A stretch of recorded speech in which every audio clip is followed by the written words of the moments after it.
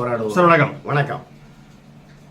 இப்போ நீட் தேர்வை கொண்டு வந்த திராவிட முன்னேற்ற கழக கட்சியும் ஆட்சியும் இப்பொழுது நீட் தேர்வை ரத்து செய்வோம், நீட் தேர்வை ரத்து செய்யும் வரை போராடுவோம், நீட் தேர்வை ரத்து செய்ய வேண்டும் என்று தீர்மானத்தை போடுறாங்க.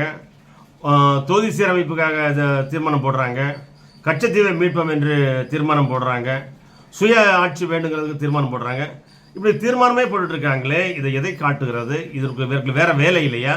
சட்டமன்றத்தை ஏன் இப்படி திசை மாற்றி செயல்படுத்துகிறார்கள்? உன்னுடைய நோக்கம் என்ன? அதனுடைய கருத்து என்ன? 3 லட்சம் கோடி ரூபா வருஷம் தமிழ்நாடு அரசு போடுற பட்ஜெட்டு. அதில் 1.5 லட்சம் கோடியை திருடிடுறாங்க, எடுத்துட்டு போயிடுறாங்க. இந்த தீர்மானம் போடுறவங்க தான் பாதி பணத்தை ஆமாம் எடுத்துடுறாங்க. அதாவது நம்ம 10 லட்சத்துக்கு ஒரு வேலை நடக்குதுன்னா அது 5 லட்சத்துக்கு தான் செலவு பண்ணுவான். 5 லட்சம் திமுக காரனுக்கு, 2 லட்சம் வேலைன்னா 1 லட்சம் தான் செலவு பண்ணுவான் மீதி திமுக காரனுக்கு. அப்போ 3 லட்சம் கோடி பட்ஜெட்டுனா அதில் 1.5 லட்சம் கோடி அவங்க பாக்கெட்டுக்கு போயிடுது.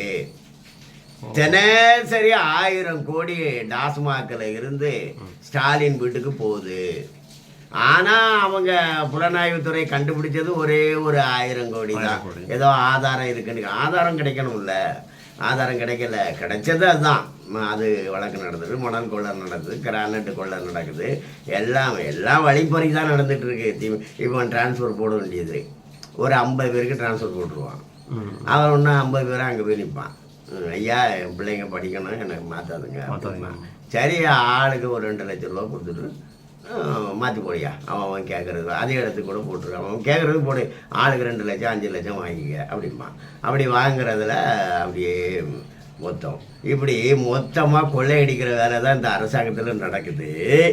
இதை உங்களை மாதிரி ஊடகவியலாளர்கள் கண்டுக்கப்படாது, அவன் இதை பெருசு பண்ணி பேசிடக்கூடாதுங்கிறதுக்காக, நீங்கள் பேசுறதுக்கு வேற ஏதாவது விஷயத்தை கொடுக்கணுங்கிறதுக்காக இந்த மாதிரி ஏதாவது உப்பு சப்பு இல்லாத. இப்போ நீட்டை பொறுத்த மட்டும் காந்தி செல்வன் நாமக்கல் எம்பி, திமுக மந்திரி, அதாவது திமுக மந்திரி, கூட்டணி ஆட்சி காந்தி செல்வன்கிற சுகாதாரத்துறை இணையமைச்சராக இருந்தார்.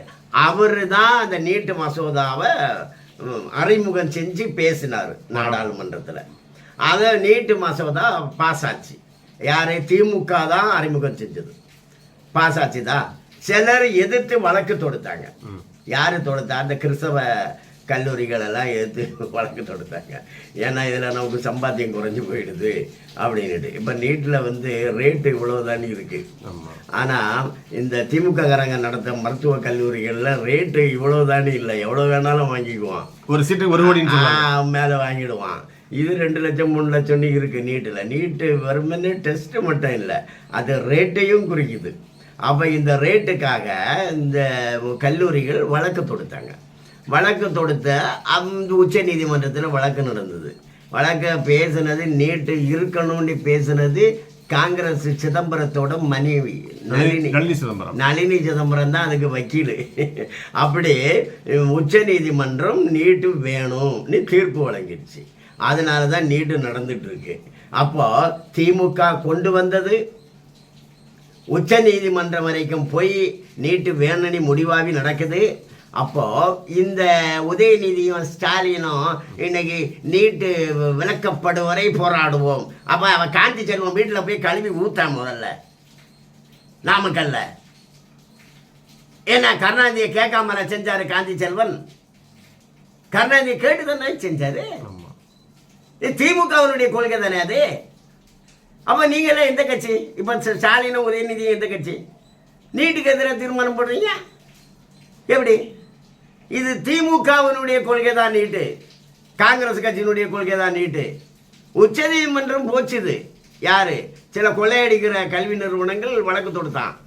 உச்ச நீதிமன்றம் முடியாது, அது நீட்டு இருக்கணும்னு சொல்லிட்டாங்க, அதனால இருக்கு. இது நீ சும்மா ஒன்றும் இல்லாமல் சொல்றது. ஒன்றும் இல்லாமல் திமுக காரங்க ஏன் சொல்றாங்கன்னா, இவங்க மடியில் நிறைய கணம் இருக்கு, இவங்க நிறைய மாட்டிக்கிட்டு இருக்காங்க. இப்போ புலனாய்வு அமைப்புகள்லாம் தீவிரமாக விசாரணை பண்ணுது. இவங்க ஜெயிலுக்கு போகிற காலம் வந்துச்சு. அதனால பதட்டமாகி சட்டசபையில் அதுக்கு எதிராக இதுக்கு எதிராக இனி தேவை இவங்க கொண்டு வந்த திட்டத்தையே எதிர்த்து இவங்க தீர்மானம் போடுறது, இந்த மாதிரி பண்ணிட்டு இருக்காங்க. நீட்டை கொண்டு வந்ததே திமுக தான். அது திமுகவினுடைய திட்டம் தான். அவன் திமுக இப்போ திமுகவுக்கு ஓட்டு போடுறவங்க, திமுக சார்பாக பேசுகிறவங்க, அவங்களுக்கு என்ன இருக்கு தலையில்? இது திமுக திட்டமாச்சே, காந்தி செல்வம் அறிமுகம் பண்ணதாச்சே. இப்போ திமுக காரங்களே எதுக்கிறது எப்படி?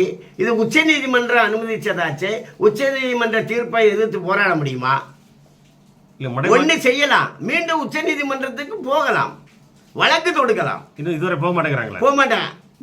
வழக்கு தொடுத்தா ஜெயிக்காதுன்னு தெரியும். அதுக்கு இது சும்மா வெற்றிக்கு பேசுற பேச்சு, இது வீண் பேச்சு. அதனால மாணவர்களை ஒரு விட நீட்டு இல்லாமல் போயிடும். மாணவன் இல்லாமல் போகணும்னு நினைக்கல, ஏழை எளிய மாணவன் எல்லாம் நீட்டு வந்ததுனால தான் டாக்டர் ஆயிட்டான்.